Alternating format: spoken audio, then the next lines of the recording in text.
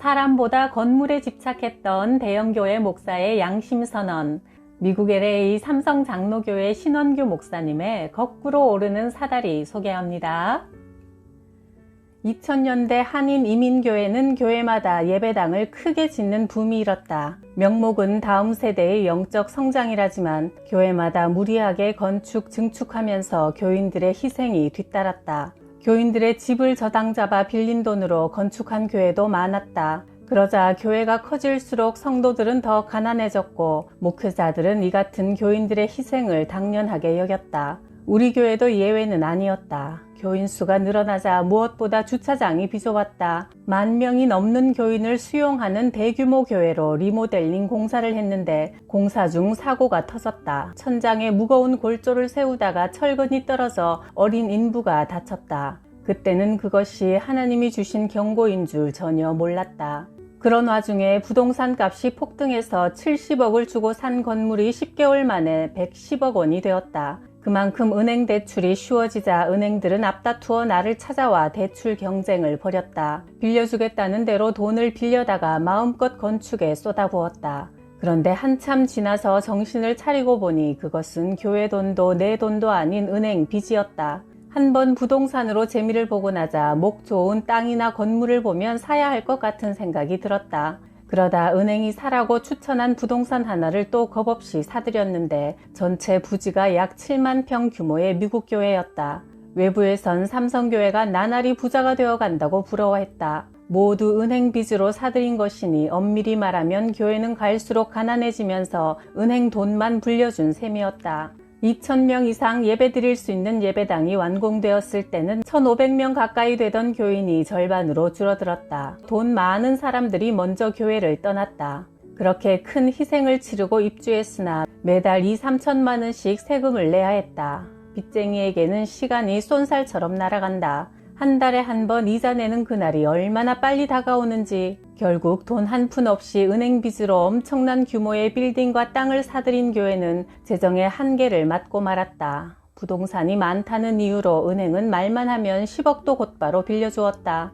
그러던 중 2008년에 미국 금융위기가 닥쳤다. 성도들의 헌금이 확 줄면서 부동산 가치도 바닥을 쳤다. 부동산 값이 하늘로 치솟을 때 빌렸던 수십억의 돈을 단번에 갚아야 하는 상황에 내몰렸다. 나는 결국 리모델링한 건물을 개발업자에게 넘기고 작은 미국 교회 건물로 이사했다. 새로 이사한 교회는 300명 정도 모이는 작은 교회였지만 그림 같은 숲속 한가운데 있어 몹시 아름다웠다. 나의 탐욕은 결국 그토록 아름답던 교회를 혹독한 시련 속으로 몰아넣고 말았다. 그러던 중 2008년 11월 내가 집회 요청을 받아 오랜만에 서울에 간 사이 교회는 불길에 휩싸이게 되었다. 1년 중 가장 건조한 캘리포니아의 늦가을이었다. 교회에 남아있던 이들이 호스로 물을 뿌리며 불길이 번지는 것을 막았다. 이 광경은 고스란히 TV로 방영됐다. 시뻘건 불길이 교회 코앞까지 왔는데 갑자기 불길 반대편에서 바람이 불어오기 시작했어요. 불길의 방향이 바뀌더니 점점 교회 쪽에서 멀어지는 광경이 벌어졌지요.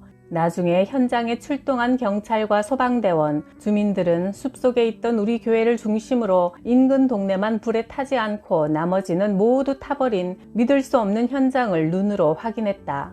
하나님께서 교회를 산불로부터 보호하셨다는 소문이 퍼지면서 CNN 방송을 통해 우리 교회가 알려졌다. 그날은 마침 추수감사절 기간이었다. 믿음이 없는 이웃 주민들도 그것을 보며 하나님이 살아계시다고 고백했다. 산불 사건 이후 성도들은 하나님이 함께 하시는 교회라는 사실을 확인했기 때문에 더 이상 교회를 떠나지 않았다. 교회의 외형이 작아지면서 오히려 교인들의 믿음의 순도는 수직 상승했다. 산불 사건을 통해 나는 그동안 내 마음이 교회의 외적 규모나 사역의 규모에 집착했음을 적나라하게 보았다. 산불이 났다는 소식을 들었을 때 나는 주님이 이대로 교회 건물을 거두어 가셔도 할 말이 없다고 생각했다. 하나님은 산불 사건을 통해 내게 교회란 무엇인가를 묻고 계셨다. 너의 교회는 무엇이냐? 성도냐? 건물이냐?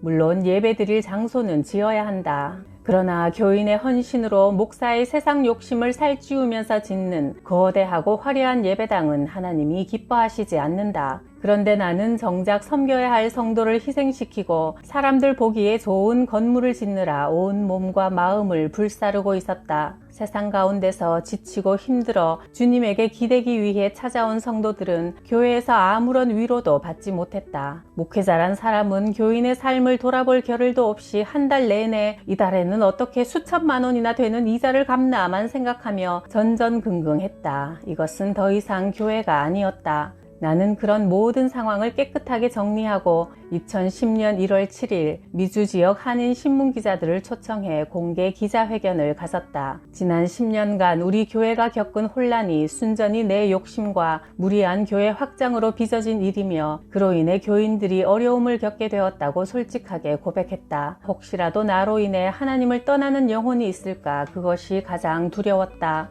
교회 문을 닫기 전 내 서재에는 3만 권의 책이 있었다. 그 서재는 내 자랑이었다.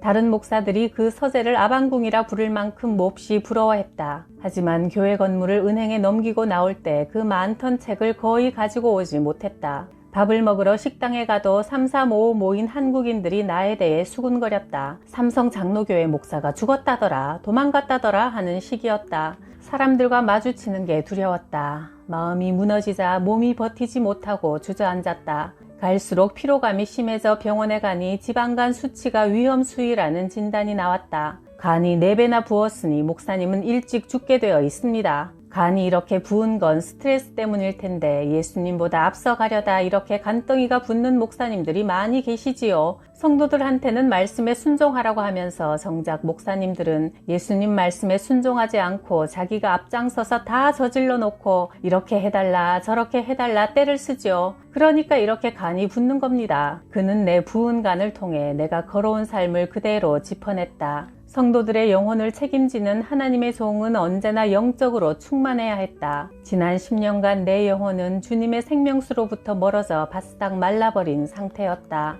그런 내게 우울증이 찾아왔다. 죽고 싶다는 생각을 하기 시작했다. 이 고통과 수치를 벗어날 수 있는 유일한 방법은 죽음뿐이라는 마귀의 속삭임에 사로잡혔다. 어느 날 나는 혼자 집을 나섰다. LA 근교인 팜스프링스를 향해 달렸다. 그곳에는 해발 3,000m 산꼭대기까지 경사 70도, 길이 4km를 케이블카로 올라가는 공포의 길이 있다. 그 케이블카를 타고 정상까지 올라가면 가파른 절벽에 전망대가 있다. 전망대의 끝에 섰다. 마치 솜처럼 푹신푹신한 구름의 바다가 나를 향해 어서 오라고 손짓하는 듯 했다. 나도 모르게 그곳을 향해 발을 내밀었다. 몸이 휘청하면서 정신이 퍼뜩 들었다. 한 발만 더 가면 가파른 절벽 아래로 떨어져 몸이 산산조각 날 곳이었다. 식은땀을 닦는데 내 안에서 주님의 음성이 들려왔다. 너의 생명이 네 것이냐? 내가 핏값으로 산 내 것이 아니냐? 그런데 왜 너는 네 마음대로 나의 것을 버리려 하느냐? 아직 너는 살아있어야 할 이유와 목적이 있다. 이제 내가 새 일을 시작할 것이다.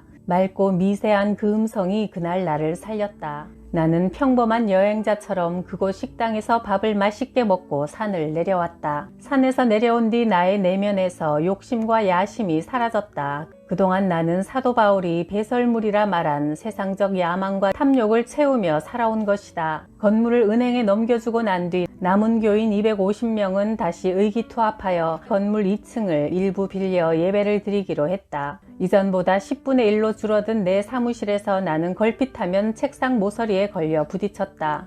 나는 매주 눈물로 기도하며 주님께 매달렸다. 주님, 나는 성도들 앞에 설 자신이 없습니다. 입이 10개라도 할 말이 없습니다. 주님이 친히 저의 목자가 되어 주십시오. 내가 한없이 낮아지고 해체되어 가는 동안 성도들은 영적으로 더욱 강건해져 갔다. 그들은 부족한 나를 품었을 뿐 아니라 서로 진심으로 사랑하고 섬겼다. 그리곤 입을 모아 말했다. 교회는 아주 작아졌지만 교회 생활은 훨씬 더 즐겁고 행복하다고. 이전에 나는 그들에게 얼굴 보기가 하나님 보기보다 더 어려운 존재였고 어쩌다 마주쳐도 근엄한 표정으로 할 말만 하고 쌩 사라지는 어려운 윗사람이었다. 그런데 지금은 사무실이 좁다 보니 하루에도 몇 번씩 얼굴을 볼 수 있고 엘리베이터에서 어깨를 맞댈 만큼 가까이 있어 좋다고 했다. 떠났던 교인들이 다시 돌아오기 시작했다. 내 설교도 완전히 바뀌었다. 예전엔 화가 난 아버지한테 혼나는 것 같았다면 지금은 인자하고 자상한 할아버지한테 이야기를 듣는 것 같다고 했다. 이전에 내 설교는 교회 성장과 교회 건축을 위한 도구일 때가 많았고 말씀을 깊이 묵상할 시간이 없었다. 교회가 급격히 성장하고 1년 내내 전 세계를 돌아다닐 만큼 바쁠 때 나는 아내의 생각과 의견을 무시했다. 아내의 느낌, 감정, 생각 따위는 내게 하나도 중요하지 않았다. 어느 순간부터 나는 결정하는 사람이고 아내는 내 결정에 무조건 따라야 하는 존재가 되었다. 그런데 요즘 아내가 마냥 싱글벙글이다. 교회에 빼앗겼던 남편을 이제야 되찾았다는 것이다. 함께 쇼핑도 하고 여행도 다닐 수 있으니 마치 연애하던 시절처럼 행복하다고 한다.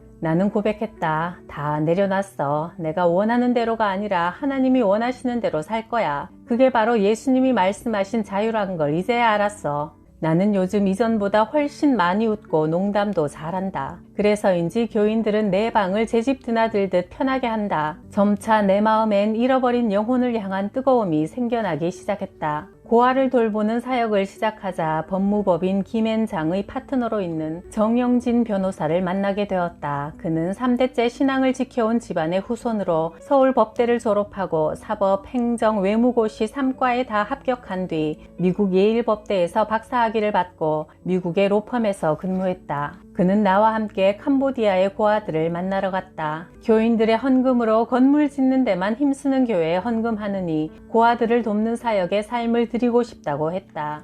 비록 300명의 교인이 출석하는 작은 교회지만 5만 명의 고아를 먹이는 목표를 세웠다. 10년간 엄청난 교회 건축을 감당하느라 지쳐있던 교인들의 삶에도 새로운 영적 부흥이 시작되었다.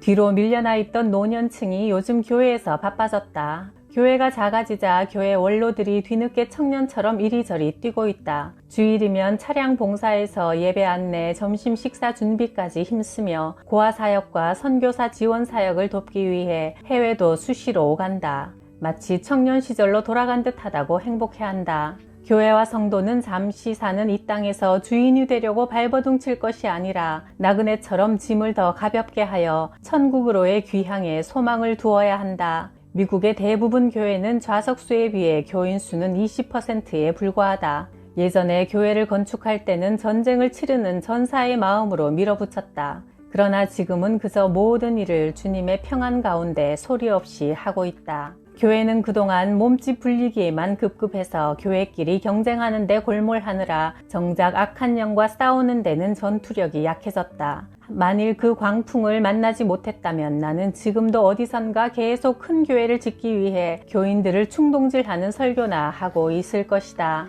당시 나는 사람을 귀히 여기기보다 대규모 사역과 거대한 교회당으로 내 영광을 취하는 삶에만 집중했었다. 이제는 다만 내 삶 안에서 주님의 계획이 펼쳐지기를 원할 뿐이다. 나는 이제 행복하고 자유롭다.